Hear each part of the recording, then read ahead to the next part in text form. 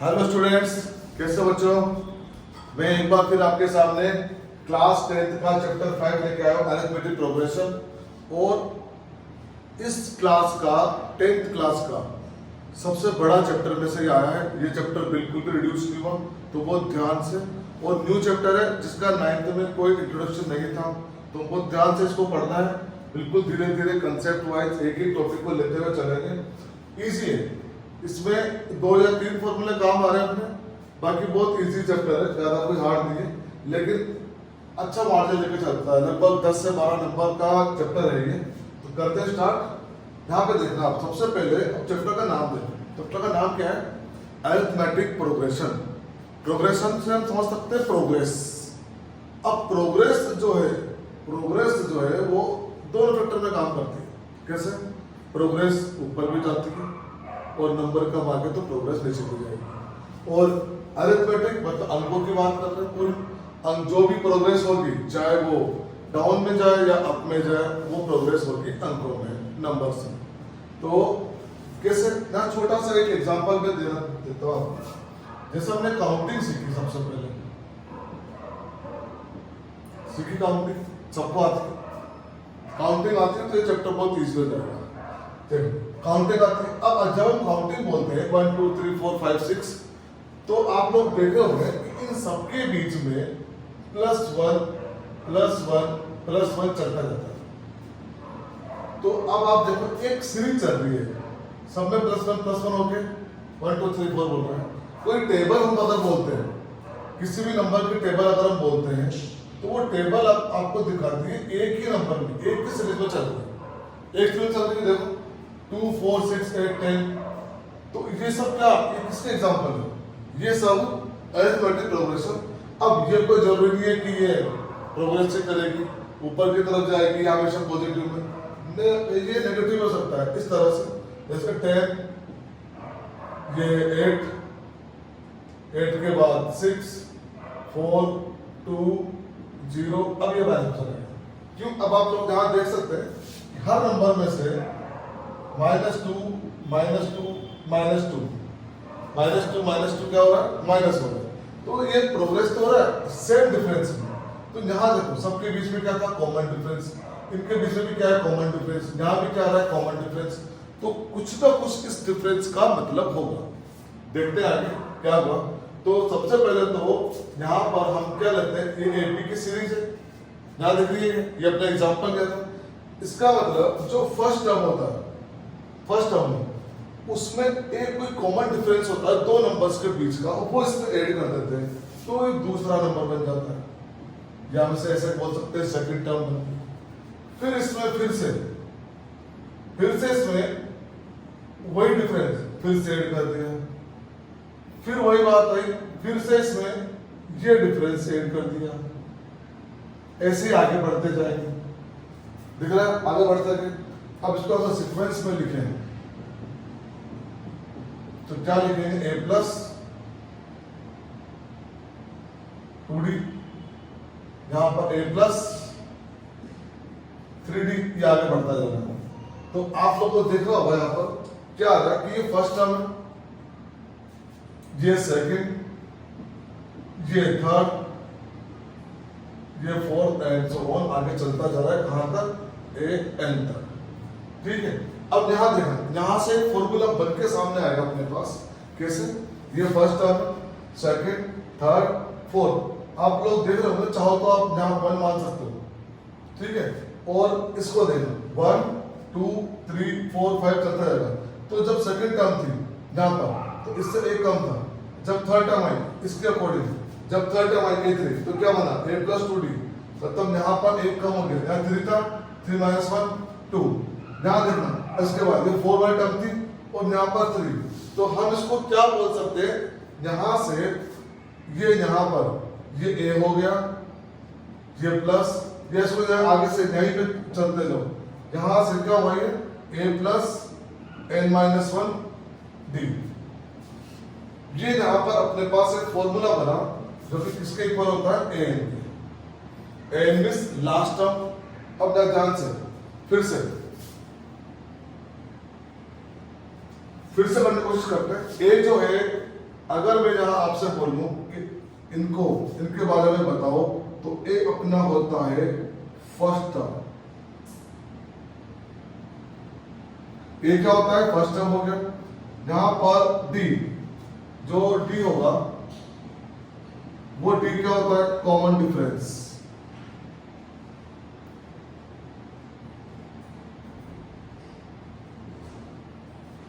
Common difference n क्या होता है? यहां पर एन होता है, एन होगा यहां पर नंबर ऑफ टर्म्स, कितने टर्म्स का हमने इसमें यूज किया, ठीक है। और लास्ट में क्या बचा? एन, तो एन क्या होगा? लास्ट टर्म, ठीक। एक बार फिर से देखो, हमारे चैप्टर का नाम था arithmetic progression.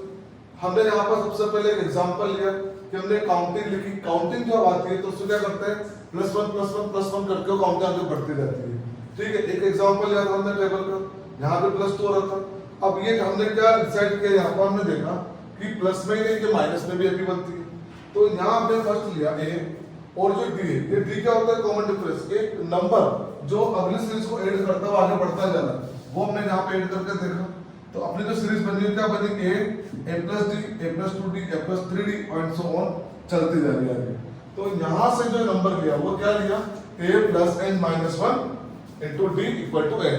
N equal to, ये अपना क्या बन गया? एक तरह का फॉर्मूला। यहाँ अब फॉर्मूला बन गया, तो ए क्या होता है? यहाँ पर हमने इसको डेफिनेशन बताई इसकी, फर्स्ट टर्म। ए एबीसीडी में ए का आता है फर्स्ट नंबर पर, तो ए क्या होता है? First term. डी क्या हुआ? Common difference. अब बात आती है सर केवल डी फाइंड करने के बारे में, क्या है? तो जब ओनली डी फाइंड कर रहा हूं, सिर्फ डी, तो डी में क्या करते हैं?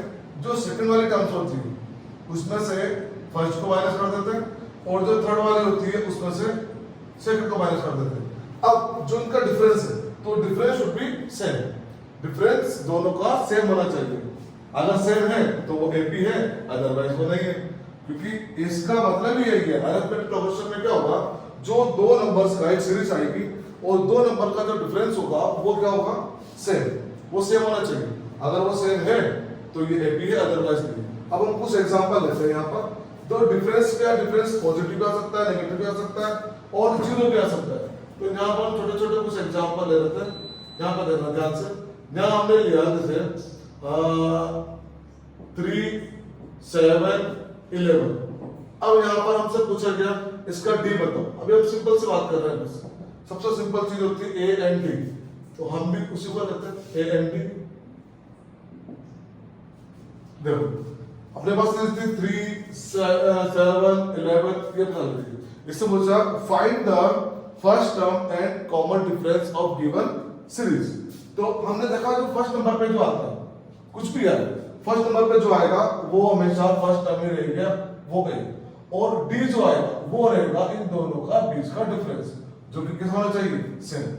अब यहां देखें, यहां से अगर हम देखें तो 7 माइनस 3, और यहां से 11 माइनस 7, तो 7 माइनस 3 कितना? 4, और ये 4, तो अपना डी क्या आ गया? D equal to 4। इस सीरीज ठीक बात में यहां पर ये एक नंबर में 100% क्वेश्चन आता है, फाइंड द कॉमन डिफरेंस, ठीक है। अब जैसे दूसरा, इस बार मैं नेगेटिव लेके चलता हूं। नेगेटिव कैसे लिया? ये मान लो मैंने लिया 15, 10, 5, 0 एंड सो ऑन। अब यहां पर डिफरेंस तो 5 का रहा है, बच्चे गलती क्या करते हैं ये देखना। बच्चों से मिस्टेक क्या होती है? वही देखते सब लोग कहता है डिफरेंस करना है, डिफरेंस तो 5 आ रहा है, लेकिन वो जो 5 आ रहा है वो -4 का आ रहा है। ये देखो क्या आ रहा है? जब माइनस करेंगे तब आएगा 10, जब माइनस करेंगे तब आएगा 5। 5 तो है लेकिन किस पर आ रहा है? माइनस में। तो यहां से हम क्या करेंगे? 10 माइनस 15 और 5 माइनस 10, तो 10 माइनस 15 क्या होगा? -5, और 10 और 5 माइनस 10 -5, तो अपना जो डी आएगा वो -5 आएगा, ना कि प्लस का 5। इस चीज का बहुत ध्यान रखना होगा बच्चों को, बहुत ज्यादा, क्योंकि ये ऑब्जेक्टिव में मिस्टेक करवाता रहता है। अब इसमें बहुत सारी चीजें हैं, धीरे धीरे वो सब हम लेंगे स्टेप बाय स्टेप। अब तो बिल्कुल बेसिक से स्टार्ट करा। अब देखना यहां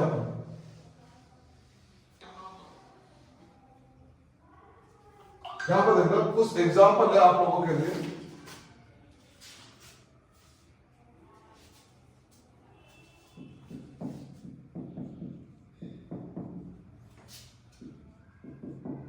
हम इसमें फाइंड कर रहे हैं, फाइंड डी कॉमन डिफरेंस। ये 1 मार्क्स तक लेकर चल रहे हैं, सिर्फ 1 मार्क्स की बात कर रहे हैं। अभी हम अपने फॉर्मूले पे नहीं आए, जो हमने फॉर्मूला बनाया है कैसे, तो हमें जो डिफाइन करेंगे तो ये तो हो जाएगा अपना A1, ये हो जाएगा A2, ये हो जाएगा A3 और ये सीरीज चल रही है। तो सबसे पहले तो हमें ये देखना होगा कि ये एक्चुअल में सीरीज है भी या नहीं, ठीक है। तो अगर इनका कॉमन डिफरेंस बीच का अगर सेम आता है तो क्या होगा, सीरीज है, अदरवाइज नहीं। तो A2 minus A1, A2 minus A1 और A3 माइनस A2, मतलब तीसरे वाले में से दूसरे वाले को और दूसरे वाले में से पहले वाले को, और इनका डिफरेंस आना चाहिए सेम। देखते हैं करके, ये 1/3, ये 1/2, यहाँ पर A3 में ये 1/4 और ये 1/3 में, देखते हैं क्या होता है। यहां से इसका एलसीएम कितना आया 6, इसका एलसीएम कितना आया 12। जब 6 एलसीएम आया तो ये क्या हो गया 2 - 3, और जब 12 एलसीएम आया तो ये भी क्या हो गया 3 - 4। अब यहाँ देखना बच्चों, यहाँ आया -1/6 और यहाँ आया -1/12। तो इसका जो फोर्थ ऑप्शन होगा, क्योंकि फोर्थ ऑप्शन एग्जाम में क्या आता है, नन ऑफ दिस, तो ये क्या होगा, ये एपी नहीं है। तो इसका मतलब ऑप्शन में क्या आएगा, नन ऑफ दिस, क्योंकि एपी है ही नहीं, एपी नहीं है तो ये कुछ बनेगा ही नहीं, यहाँ पर हम कुछ निकाल नहीं सकते।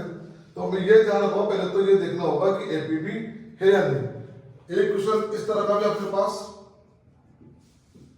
एक नंबर चल रहा है इस तरह से, और इसमें डी पूछ लिया। अब यहां बड़ा कंफ्यूजन होता है, अब इसमें डी क्या होगा। तो एक बात याद रखना, जो डी है वो 0 को भी एग्जिस्ट करता है। तो यहां पर जो डी की वैल्यू आएगी वो आएगी 0, डायरेक्ट ऑप्शन में आएगा। क्योंकि ध्यान दें, हम क्या प्लस करें, कुछ प्लस नहीं कर सकते, सारा सेम है, तो डी क्या आएगा 0। आई बात समझ में, ठीक है। अब उसके बाद